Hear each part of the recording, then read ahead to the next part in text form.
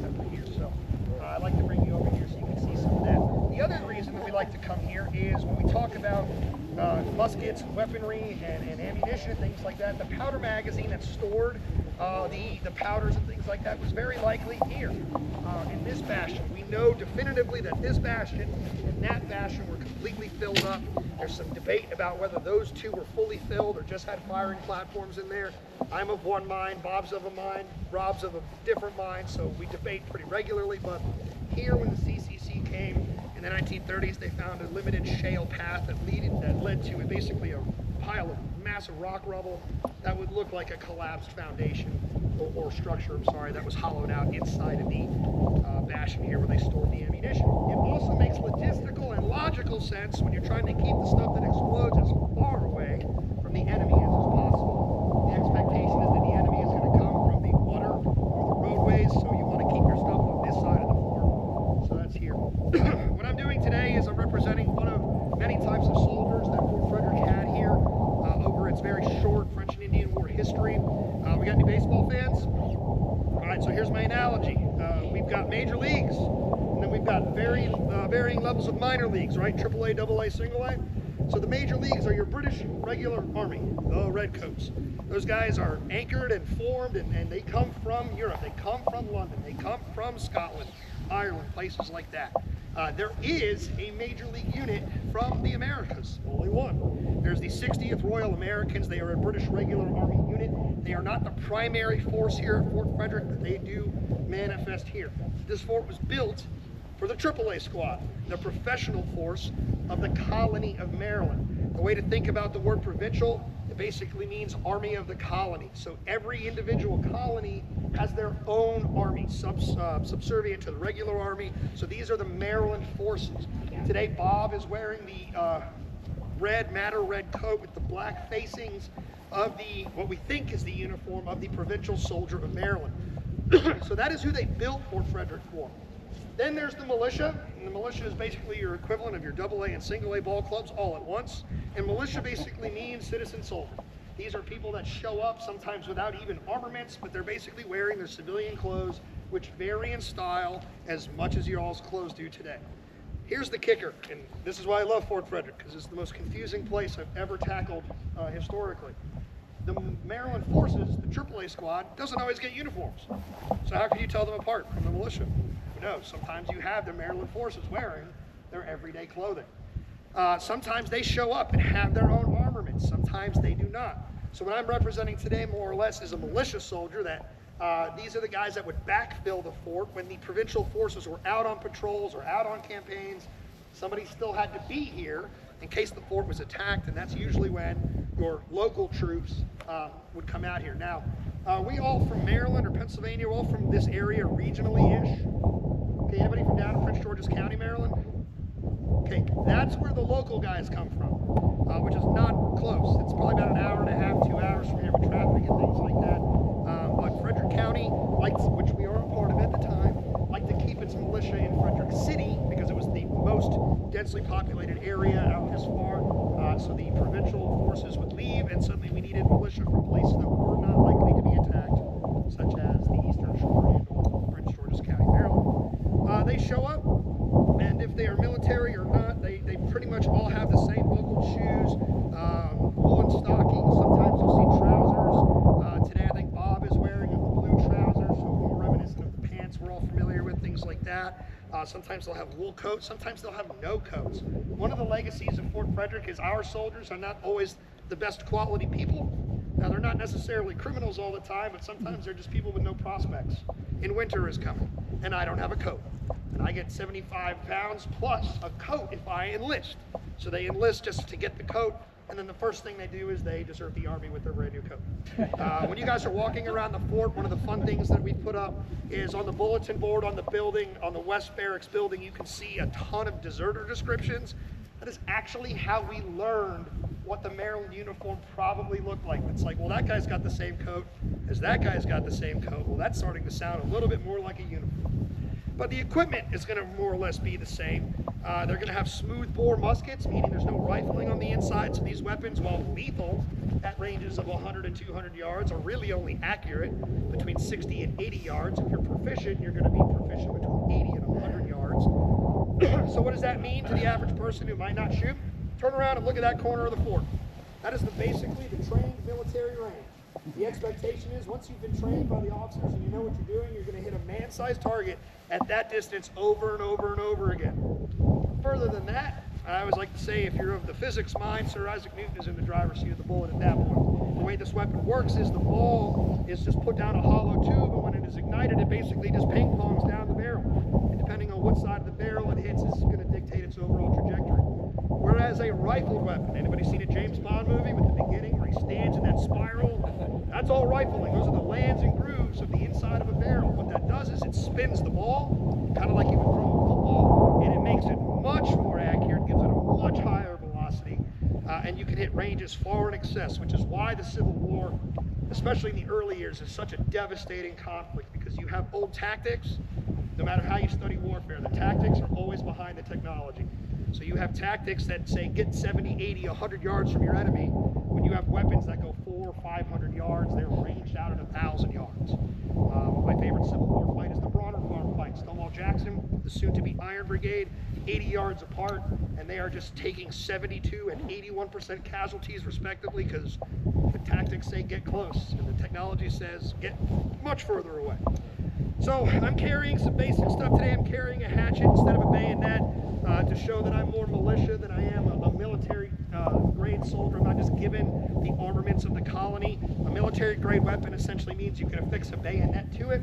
There is no welded lug on here for me to put a bayonet on. This would be considered a private hunting weapon. And obviously you can do damage to a human with a private hunting weapon. So I have shown up and I have my hatchet, which is equally a tool and a weapon. I have my smoothbore musket. I am carrying a shot pouch, which will double as both kind of a cartridge box and a tool pouch. So I'll have my ability to work on the weapon, which you guys will probably be lucky enough to see me do, because this weapon has been a little finicky. I need to change the flints a lot more than I used to, so we might see a misfire today. And then obviously I am carrying a private canteen, a military issue canteen, as you'll see in some of these rooms, is kind of a bean shape. It's made out of tin. This is a glass bottle wrapped in leather. That's my personal preference. After you spend years drinking out of tin, it's gross. And then you'll see sometimes they'll carry a powder horn, and that's mainly for rifled weapons, which we can get into in question and answer if you'd like. But so here's what I'm going to do today. I'm going to step back a few feet. I'm going to kind of walk you through the process. I'm going to fire the weapon twice if all goes well. First time I'm going to go slow. I'll talk it out as I do it so you can kind of see the process. Second time I'll try to do it within 20 seconds, because the expectation is 3 to 4 rounds per minute. You'll notice, if you're familiar with Civil War, stuff like that, it's 2 to 3 rounds a minute in that era. That's because it does take longer to fire a rifled weapon. It takes longer to load it, rather. In a smoothbore weapon, it's pretty easy just to push everything down to the bottom. So the expectation is once every 20 seconds or so, you can hit it. I'm probably not going to hit it. This is the first time I've done this in like 2 months. So I got a little bit of that winter rust on. But do we have any questions before I get started? Great. All right. Step back here. So whether you are a professional soldier or you're brand new to it, everybody is constantly drilled, constantly trained. That's what drilling means. If you are a big fan of doing the same repetitive stuff all day, every day, like shouldering your arms to the left, face, to the right, face. If you love doing all that stuff, you're in luck, because that's primarily what you're going to be doing here all day, every day. And the understanding, once you start to get this, is when you go to do an actual firing, you're always going to be falling in at the shoulder. So a soldier here will fall in at the shoulder, and they will be given a simple command of company, take care, and that's basically attention or pay attention. Join your right hand to your firelock. Boys, firelock. Load. What they'll do is they'll turn to the side here, and the first command is going to be open pan. They're going to open that pan door. It's normally done in a military fashion of 1, 2. Nice click, nice regimented time. Next command is going to be handle cartridge. You're going to reach in their box, handle your cartridge. Sorry, little 19th century brain there. They're going to pull out their cartridge here, and if They are here at Fort Frederick. They are getting a pre-packaged round. They're not getting necessarily a pouch of loose ball and loose powder that they have to kind of field measure. Here at Fort Frederick, they are getting pre-packaged ammunition. The next command is going to be uncap your cartridge. We were talking in the West Barracks with Bob about the mandate of teeth. Definitely required. It's not always written out. Mostly teeth are important for eating, but if you can't tear open a cartridge, it makes you a little useless considering that's how they tell you to do it. The next command is going to be prime. You're going to take some of that cartridge, pour it into your priming pan, pinch it shut again, and the next command will be to shut your pan. As soon as you shut your pan, you're going to cast the musket about, flip it over, and you're going to bring the cartridge up here for the next command, which is charge your cartridge. So you would first pour all the powder down there. If there was a ball in here, the next thing you do would just be to thumb the ball down the barrel, and you'll prep your rammer. The next command will be withdraw your rammer. And it's 1, 2 clean motions, flip around. My favorite part, unlike a Civil War manual, in the 18th century, if you're a short guy like me, you are allowed to get a better grip. Bring it here. The next command will be ram down your cartridge. And it's done in a nice clean motion, 1, 2, sometimes 3, tamp, tamp. And automatically without command, you're going to bring the rammer back out, return it the majority of the way for the next command, which would be to return your rammer. Upon returning your rammer, you're going to automatically come to the shoulder here. We're going to wait for the next firing commands, which are pretty simple as take care, make ready, present, fire. And upon firing, they're going to recover the weapon. They're going to place their weapon into half cock, which is 1 of 2 safeties on the weapon. And then they are going to be automatically in the firing position. So the expectation in a real life battle is that the soldier hits the field already loaded. So if you've been unfamiliar, or if you get over to the bulletin board to see, the first commands in the drill are basically ready, aim, fire. What about loading and doing all that stuff? In a tactical situation, they're going to do that before they hit the field. But as soon as they discharge that first round upon arriving on the field, we are already lateral. We are already ready to go through the process of loading again. Now on a battlefield, time is of the essence. You can see we're not very far from our opposition here. Part of this whole thing is psychological. You can see across the field. You can see them doing what you're doing. So the goal is to be able to do all of this autonomously, do it without thinking, do it once every 20 seconds, so that you can discharge your weapon and not have to think, okay, did I prime the weapon, like all that stuff. So these guys would do it 14, 16 hours a day, so that when the moment finally mattered, they just did it. So what I'm going to do now is issue the battlefield command, which is a very simple prime and load. And they're going to do all that without talking it out. And if somebody wants to try to keep me honest, here's the rules. It's not 1, 2, 3, 4, 5, 6, 7 to 20. It's 1, 2, 3, 4. That is a legitimate British count. And if I can do this in about 18 seconds, that would be kind of what I did all last summer. We ready? All right. Prime and load!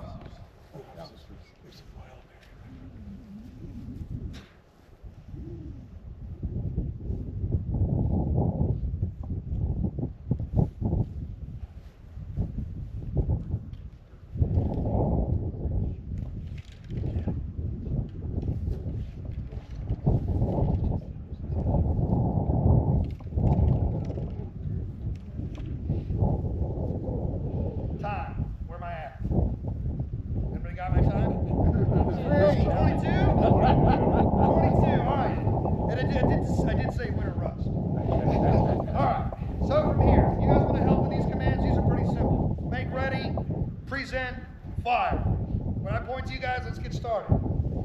Make ready. Present.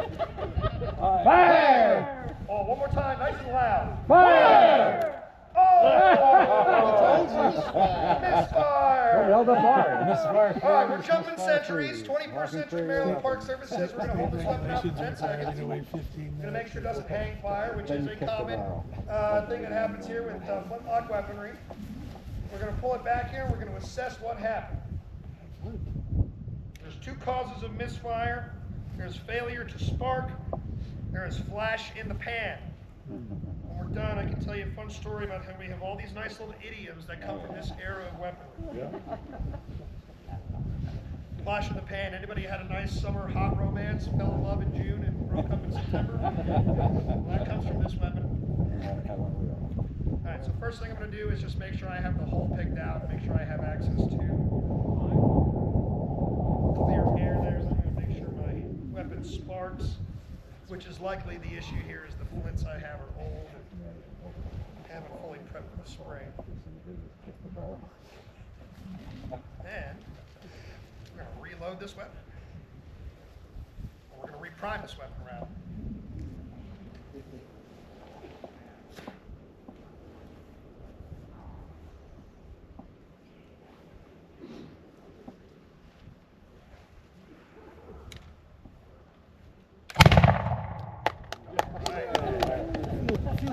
That's that. So you can see I probably died. Or at least got hit. But here's the reality. That happens on a battlefield. The sergeant is stepping in and pulling you off the line. Another soldier is going to fill your void. You're going to figure out what's going on there, and then you're going to rejoin the line. So there was safety in place. Not that it was always foolproof and things like that, but the moment a sergeant recognized that you were not discharging that weapon, there's probably a hand pulling you, not just on your shoulder, probably physically grabbing you and pulling you out of the line, and the command to dress was given, and anytime dress means it's to move in a direction, usually towards the colors, the flags in the middle there. So a couple things from this weapon I'd always like to point out. We're just talking idioms. Anybody ever bought something that was the total package? Lock, stock, and barrel. I got this car, lock, stock, and barrel, man. Lock, stock, barrel. Nice. Anybody lost their temper real fast before? Anybody ever gone off half-cocked? Half-cock is the safety on this weapon. Now, there's supposed to be two safeties, but my leather strap has broken off somewhere in this demonstration. But normally there's a piece of leather that sits over this pan as the final check or final safety here. But in reality, when the weapon is half-cocked, you should be able to pull this trigger and nothing happens. Modern weapons have push button or switch safeties, things like that. In the 18th and 19th century, the half-cock was the safety on the weapon. Further adding to safety is they put a piece of leather over top of this, so even if the half-cock failed, it wouldn't hit the metal and spark. So if you've ever lost your temper real fast, you've gone off half-cocked. Again, we've talked about flashing the pans, things like that, or failure to spark. You ever just tried to date somebody and it just never got going? There you go. Shoot your whole wad. Right. You shot your wad, stuff like that. There's a whole lot of stuff that comes out of weaponry. All right, anybody have any questions about this process, about the equipment, about uniforms, about anything?